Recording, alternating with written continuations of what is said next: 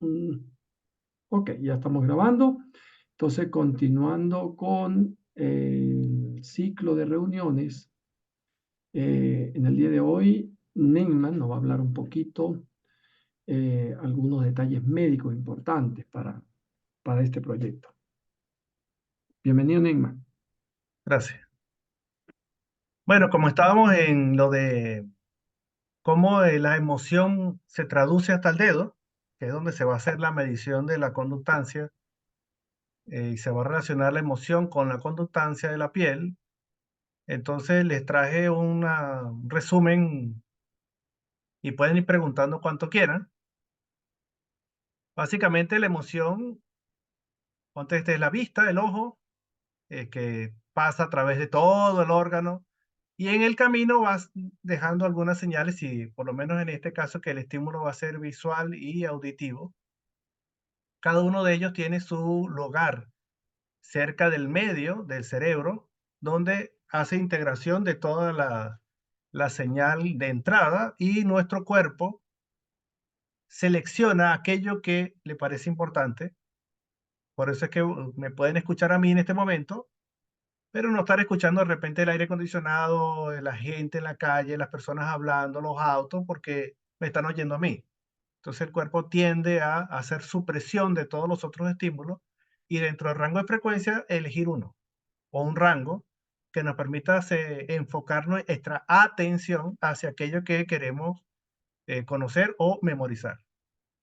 Todo el sistema de memoria también está muy cerca del sistema de las emociones. Entonces, tanto los olores, imágenes, sonidos, sabores y sensaciones físicas, todas pasan por este centro. Más o menos un cerebro sería así. Este sería el cerebro sin los vasos sanguíneos. Si le quitamos todas las venas y arterias que están eh, marcadas en la imagen izquierda, a la derecha vamos a poder ver cómo es un cerebro por dentro. Hacia acá donde estoy colocando el cursor sería el hueso que está sobre el ojo. Eh, y dentro de esta, si lo abrimos o si cortamos por la línea punteada que se ve en el dibujo, debajo vamos a encontrar en el medio una cavidad y dentro de esa cavidad unas paredes y en el fondo de esas paredes nos vamos a encontrar con cosas pequeñas, que sería el tálamo, que es como el gran filtro de todo lo que entra en nuestro cerebro. Y de ese filtro van a pasar varias cosas. El filtro va a modular lo que entra, pero también va a transmitir lo que ya nosotros elegimos para poder distribuirlo en todo el resto de la corteza cerebral. Esa selección de las emociones, del pensamiento, de lo que queremos y permitimos sentir, está realizada por lo que sería el sistema límbico. Sistema límbico, si cortamos el cerebro de otra manera, en el medio del cerebro, nos vamos a encontrar con este giro singular o cingulado y toda una serie de estructuras donde tenemos la emoción inicial que llega a la amígdala, de allí a la memoria primaria de trabajo que está relacionada con el hipocampo, se viene por el fórnix, regresa y se distribuye a través de los cuerpos mamilares hacia todo lo que sería esta zona anterior del cíngulo y de allí al resto de la corteza cerebral para en un balance en una sinergia entre ir y venir, entre, entre activadores e inhibidores, nosotros procedemos a sentir un síntoma. Es como, así como nosotros podemos producir saliva, si pensamos en un limón o que estamos saboreando algo muy rico, que es ácido. Asimismo, también con las emociones, nuestro cuerpo va siempre, para cada emoción va a producir cierto tipo de respuestas. La mayoría de las respuestas comienzan en esta zona, ¿sí? En todo lo que serían los núcleos de la base. Este es el color verdadero del cerebro, por eso que le dicen sustancia gris y sustancia blanca. Solo que la sustancia gris no siempre es la corteza, en este caso sería sustancia gris en los núcleos de la base, dentro de la profundidad del cerebro. Y por allí se va a venir por toda la médula y se va a ir distribuyendo a través de las raíces de los plexos, en este caso de las raíces nerviosas, y de allí se van juntando esas raíces nerviosas formando plexos y después dirigiéndose hacia nuestras extremidades. En este caso, como vamos a usar los dedos, el dedo índice y el dedo medio de la mano izquierda, probablemente. ¿Y por qué la izquierda? Yo les explico ahorita por qué. Nos vamos a encontrar que todo el sistema, tanto motor sensitivo como parasimpático y simpático, el sistema nervioso autónomo, se va a ir por ese plexo braquial hacia y se va a ir distribuyendo de manera dicotómica el sistema nervioso cuando llega por fin hasta estos dos dedos y produce la respuesta de sudoración que nosotros nos va a modificar la conductancia. ¿Quién hace eso? Cuando baja por la médula, estas son las raíces que salen, existen un sistema nervioso simpático que se encuentra en sus núcleos en la columna intermedio lateral de la médula, que es pero más abajo del segmento de la vértebra cervical 7, que es la última del cuello, y va a ascender por este sistema casi paralelo al cuello, cerca de donde nosotros tocamos el pulso, y esta cadena que se llaman ganglios simpáticos cervicales son los que después se van a ir van a regresar por los ramos comunicantes grises hacia el dedo. En este caso nos interesa el 5 y 6, que son estos dos que están aquí, que dicen C5, cervical 5 y cervical 6, de los cuales van a recibir aferentes tanto del ganglio estrellado como del ganglio del tronco simpático cervical medio. Básicamente, el hipotálamo que vimos en el cerebro, esto es como un resumen, y del sistema límbico se van a unir a lo que llaman neuronas simpáticas preganglionares que se encuentran a nivel del tórax. Y esas neuronas a nivel de la primera porción de los segmentos torácicos son los que van a subir por el cuello, afuera, donde sería la célula ganglionar simpática, y de allí, desde aquí, van a dar otras ramas que van a terminar produciendo la sudoración en los dedos. Entonces, a pesar de que eso parece como muchas etapas, muchas neuronas, muchas sustancias químicas en el medio, porque cada sinapsis tiene también sus características, eso se hace sumamente rápido. La velocidad de una neurona mielínica puede ser de hasta 120 metros por segundo, así que eh, prácticamente incluso podemos tener la emoción antes de darnos cuenta de la emoción. Así de rápido puede llegar a ser. Porque hay una parte de la vista que da unas ramas hacia una zona que también puede tener respuesta emocional antes, milisegundos antes de que llegue a la corteza cerebral y ya está produciendo la respuesta cuando por fin te estás dando cuenta de que está pasando algo. Eso es como cuando alguien va a cruzar una calle y tiene como como no la puede hacer, no la hace consciente, siente como una especie de intuición, entre comillas, que es ya nuestro ojo lo vio, ya nuestro cerebro está reaccionando para defendernos contra ese auto que viene por la calle y así evitar que nos lleven por delante. Es una forma muy biológica de protegernos, así como el miedo lo es.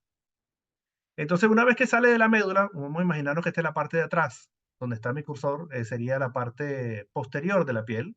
Este hueso que está aquí, el que uno toca cuando uno se toca, atrás y a los lados por los lados sale este nervio, esta es la parte sensitiva, la parte motora, y da unas ramas hacia este ganglio simpático que está al lado de la columna, y por allí ellos son los que ascienden y después hacen las conexiones. Las conexiones siempre son de lo que entra por la sensibilidad y se asciende, que sería lo azul.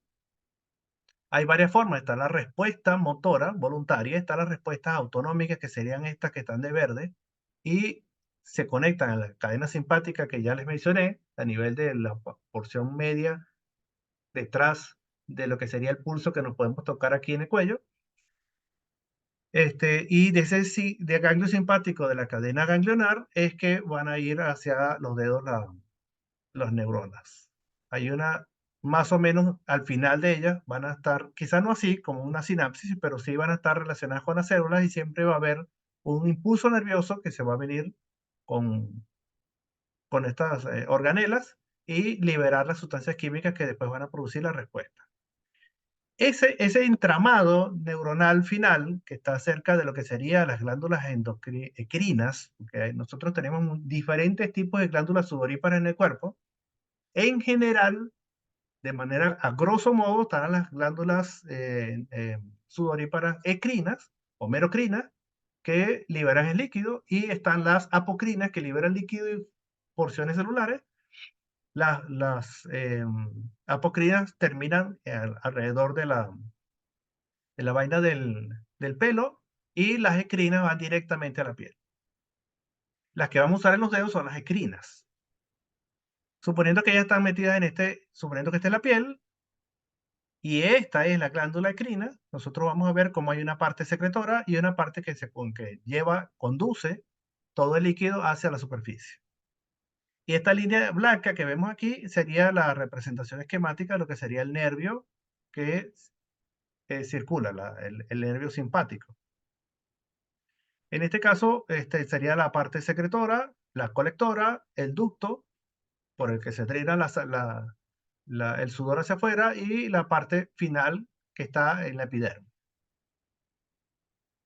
Más o menos esta es la forma real. Si cortáramos un transverso y lo teníamos con hematoxilina y eosina, vamos a ver que la eosina, que es rosada, y la hematoxilina, que es morada, va a marcar la colocación donde están principalmente la, la porción secretora de la glándula sudorípara y la porción excretora de la glándula sudorípara, y con características diferentes. Aquí, esta sería un corte, aquí en esta, la que dice número C, sería la parte del ducto, ya el conducto de salida del sudor, y estas serían las células de la pared, y esta sería la parte secretora, alrededor de los cuales están también estos musculitos, son fibras musculares, y estas fibras musculares, cuando se contraen, van a como un efecto de exprimir la glándula.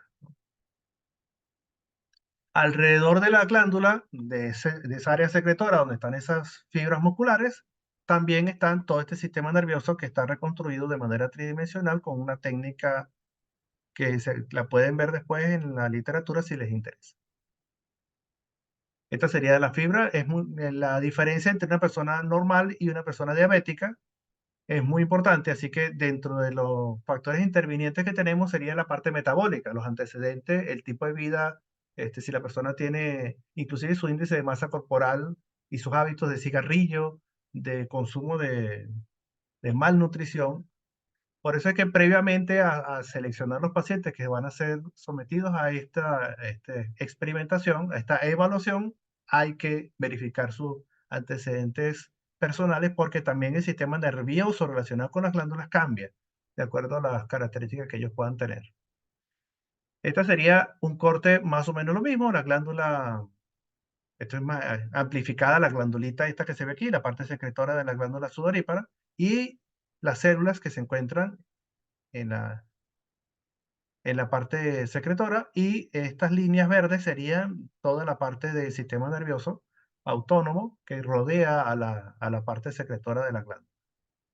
Más o menos es así. Este es un esquema donde vemos a la, este, a todas las neuronas, ya al final de ellas, que hacen botones, y esos botones son los que van a liberar después sustancias químicas que van a producir eh, la respuesta celular, que no, en este caso es eh, producir sudor y excretar el sudor.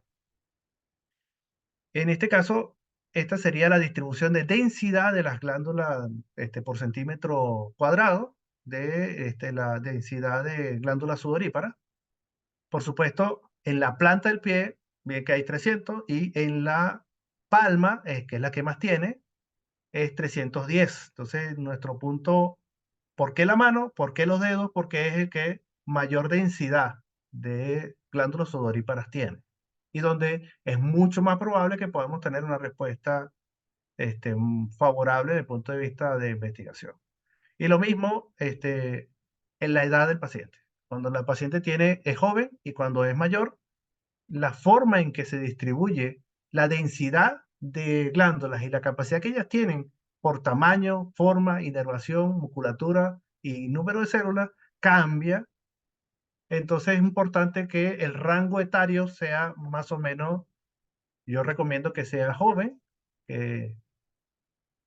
donde la actividad sudorípara de la palma de la mano es muchísimo mayor que la persona adulta, adulto mayor. También las zonas de la piel cambian, o sea, cada parte del cuerpo tiene una manera de sudar diferente. Preferiblemente usamos la que más, donde más probabilidades tenemos de tener mejores resultados.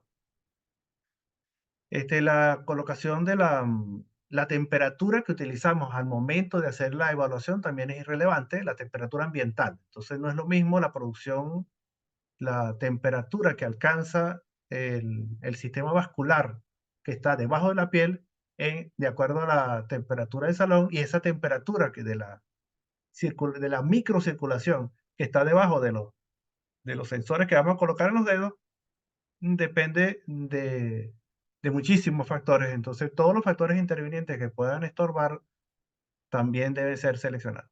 Esto más o menos sería la red vascular de la piel, considerando que esta línea sinusoide, o sea, sinusoide sería la epidermis. Aquí está descrito epidermis, dermis papilar, reticular e hipodermis, que es donde se encuentran las glándulas sudoríparas.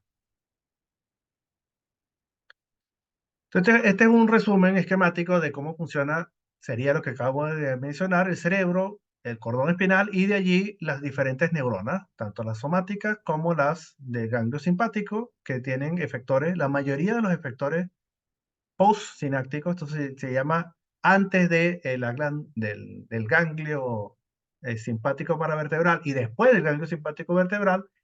Esta neurona, que es la que va hacia el órgano efector, que en este caso son las glándulas sudoríparas, dentro del sistema simpático es la única excepción que en vez de utilizar noradrenalina, utiliza acetilcolina, tanto para el pre como para el post. No sé si me voy haciendo entender. ¿Voy bien? ¿Se entiende Sí, bien? sí, Sí, perfecto. sí, Se entiende Ok, bien. bien. También mm, había la creencia antes de que solamente era acetilcolina la que intervenía en el postsináptico relacionada con la glándula, pero resulta que la glándula también responde a ATP, catecolaminas de otros tipos, péptido intestinal vasoactivo, otros péptidos, natriurético atrial, producida por otros órganos, péptidos relacionados con el gen de la calcitonina y glanina. Entonces, responde a muchos, no solamente a los estimulantes adrenérgicos, pero a nosotros lo que nos interesa es básicamente la respuesta colinérgica del estímulo adrenérgico que viene desde el cerebro. Hay alteraciones, por ejemplo, renales, suprarrenales, hormonales, el que tiene hipotiroidismo, hipertiroidismo, que tiene Addison, que tiene exceso de cortisol, bajo de cortisol.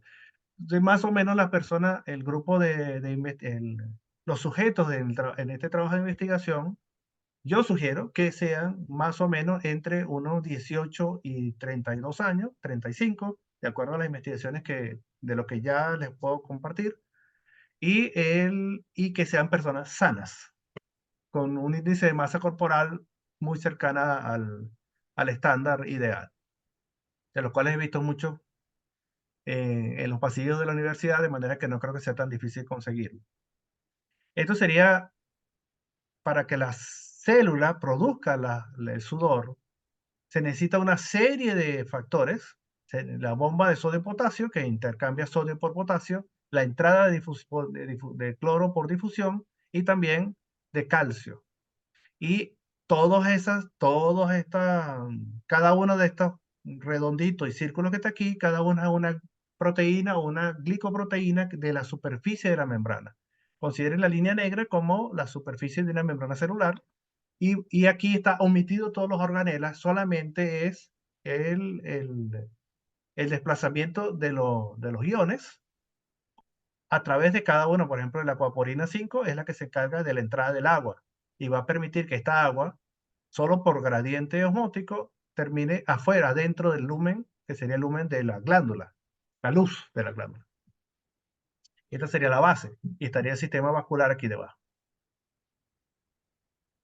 esto es más o menos lo mismo que hemos hablado. Hay una variación importante en cuanto a los axones. La mayoría de los axones mielínicos de neuronas periféricas, por lo menos postganglionares, en este caso simpáticas, pueden o no tener, eh, eh, serían una mielina alrededor, definida por la cédula de Schwann, que aquí no está muy bien escrita. El nervio que lleva todo ese sistema nervioso viene por paquete, y cada paquete está, vamos a suponer que este amarillo que está aquí, que estoy marcando con la punta del cursor, sería el axón del nervio. Él está rodeado de la mielina, y eso a su vez está rodeado de tejido conectivo, y eso a su vez está organizada y están separadas por segmento, y cada segmento de haces de fibras nerviosas tiene una función específica.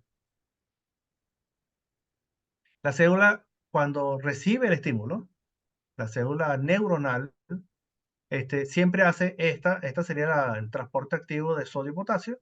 Normalmente el sodio afuera, el potasio adentro, pero el transporte activo de sodio y potasio hace que haya un cambio de concentración, y la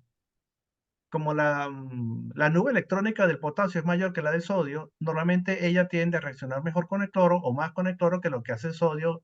Es como si se unieran, se separaran por el tipo de pH que hay tanto en el extracelular como en el intracelular, y entonces se mantienen de manera iónica, ¿no? No llegan a ser una sal como tal de manera estable, porque estar sumergido en un líquido que tiene temperatura, desplazamiento y variaciones de pH en la medida en que va ocurriendo el fenómeno de despolarización.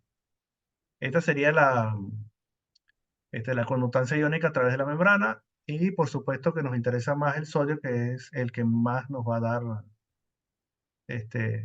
nos va a modificar la respuesta, que se encuentra diluido en el sudor y que pasa por encima de toda la parte aislante que hacen las sustancias grasas producidas por otro tipo de glándulas que no les había mencionado, que serían las glándulas sebáceas de la piel. Esta sería una síntesis de la parte adrenérgica entre neuronas. Básicamente la que nos interesa es esta, que es acetilcolina, que se libera al espacio intersticial, y que el receptor de la célula de la glándula, de la parte secretora de la glándula, es la que va a reaccionar a esa acetilcolina. Más o menos lo mismo, y la corriente eléctrica, esas células de la base de la glándula sudorípara también hace despolarización, y tiene un potencial de acción que le permite a ella hacer el desplazamiento de lo que acabamos de mencionar antes, para poder desplazar este, por gradiente iónico el agua. Igual todo esto va a estar a disposición de ustedes, se lo voy a enviar a Nelson. Esto es más o menos cómo funciona una neurona común, de las que funcionan sean mielínicas o no, funcionan de esta manera. Entonces entra con un potencial intracelular, va cambiando el potencial intracelular mientras se va desplazando. Aquí los flujos de corriente. En las células mielínicas lo que pasa es que es más rápido. Si esta, por ejemplo, la célula mielínica, tiene una velocidad de conducción de 30, 40 metros por segundo, la célula mielínica, como es saltatoria, brinca de un nódulo de Rambier a otro nódulo de Rambier. Él es muchísimo más rápido, puede llegar a 120 hasta creo que un máximo de 170 metros por segundo. Esa velocidad depende también de si tiene o no tiene melina y el grosor. Entonces existe una clasificación, que es esta que ven aquí, de células mielínicas, y según más grande, más ancha, más larga, y de acuerdo a la prioridad de la información, sea por reflejo o sea por eh, el efecto volitivo de la voluntad para producir una respuesta, y el efecto menos importante para defenderse, como serían algunas fibras autónomas preganglionares o sensitivas, van cambiando de tamaño, ¿no? Más o menos la médula, incluso en la médula espinal hay una distribución específica solo para que serían estas rojas, para la colocación de la segunda neurona, del cuerpo neuronal de la segunda neurona de la cadena de respuesta simpática, y están otros lugares diferentes para los de respuesta parasimpática. La gente los pone como opuestos, como que es cierto, uno hace una función y otra, pero yo no lo llamaría opuestos, sino sinérgicos, porque nunca es completamente positivo, jamás es completamente negativo, es un balance que mantiene el sistema en equilibrio. Cuando se inclina un poco, está discretamente positivo, entonces es un poquito de predominio del sistema simpático y menos predominio, o sea, menos del parasimpático. O viceversa, un poquito de predominio del sistema parasimpático y menos del simpático. Y eso mantiene el balance hacia, hacia lo que se quiere alcanzar. En este caso, desde el punto de vista celular o biológico, para poder nosotros eh, cumplir nuestras funciones básicas. Yo he interpretado que en las emociones ocurre lo mismo. ¿Sabes? No es lo mismo molestarse así que molestarse desproporcionadamente con respecto a lo que ocurre en la realidad. O también pasa esto y de repente el significado que la persona le dé hace que sea muy feliz, que sea sumamente significativo y agradable, algo muy pequeño.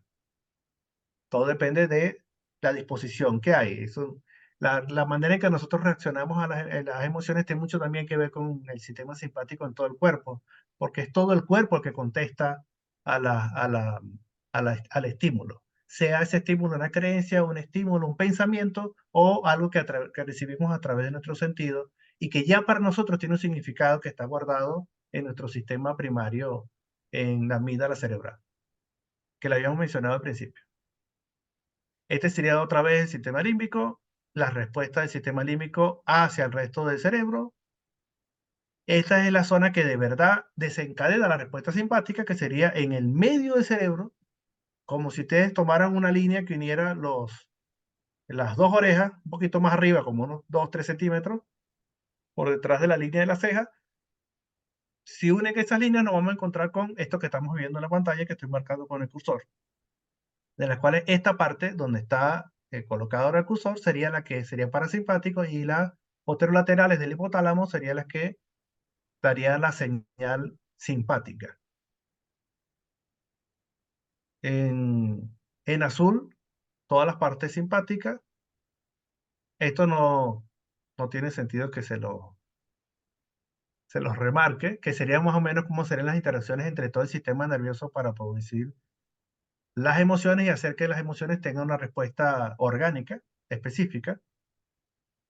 También está relacionada en ese hipotálamo con aquellas que tienen que ver con la presión arterial, con la frecuencia cardíaca, con la respiración, con el color, con el rubor, con la dilatación vascular, con la distribución de cuáles arteriolas del cuerpo se dilaten, cuáles se contraen en toda la economía corporal, todo, inclusive la pupila, cómo se dilata, cómo se contrae, cómo producimos o no producimos saliva, cómo distribuimos la sangre para poder estar preparados para correr, o preparados para amar, o preparados para recibir, o preparados para compartir, y muchísimas otras neurohormonas que también se producen en el sistema nervioso central, que modifican nuestro intestino, vasos sanguíneos, músculos, respiración, tiroides, todo se relaciona. Bueno, y ese es todo si tienen alguna pregunta. Fue como un resumen muy rápido, pero Wow, y bastante extenso, rápido y extenso, ¿ah? no, es infinito. Puedo Sí, pasar días hablando del tema. y es sorprendente. Cualquier punto de esto que tratemos es sorprendente por el grado de complejidad, por la naturaleza de lo que se está tratando y bueno, con razón dicen que el ser humano es un ser emocional completamente. Yo creo que sí. Eh, Ahí es donde dice que están, se puede decir que nacen las emociones, ¿no? Es lo que también llamamos el cerebro animal o el cerebro originario, ¿verdad?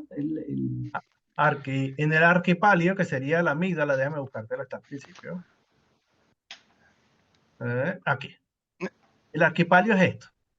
El Ajá, amígdala cerebral, que es lo que está en el medio más pequeño, déjame buscarlo. Imagínate como aquí, desde donde yo estoy marcando, como a unos 3 centímetros de profundidad, 3 o 4. Perfecto, perfecto.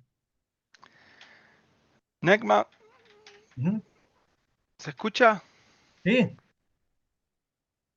No sé si justo se me cortó, pero no, nunca escuché porque era el brazo izquierdo. no lo dije. Estaba dentro de uno de los trabajos de investigación que leí, déjame ver, estaba.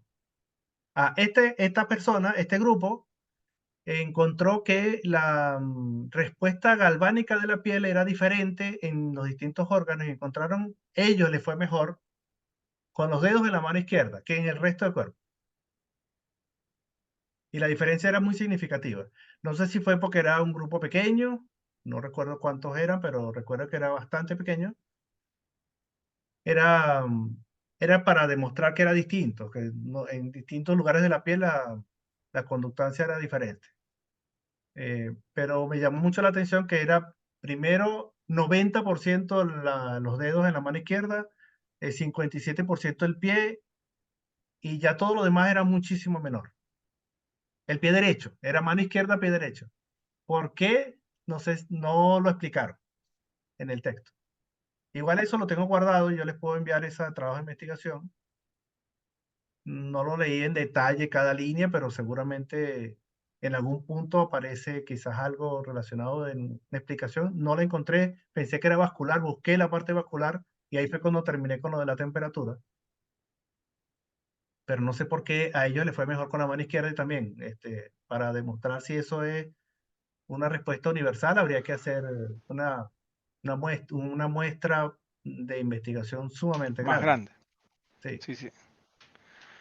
Bueno, si lo tenés, estaría bueno también para analizarlo.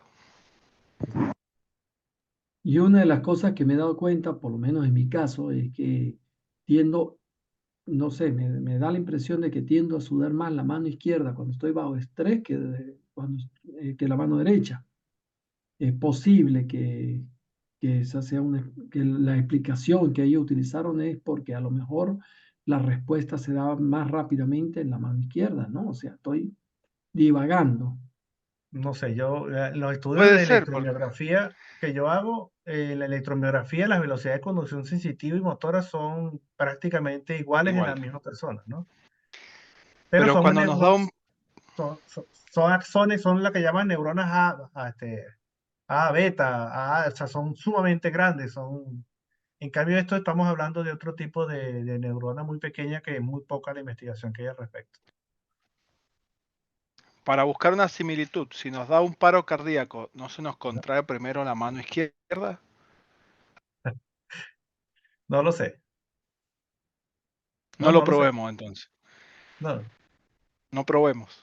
no, tampoco he leído sobre ese tema, ese punto particular.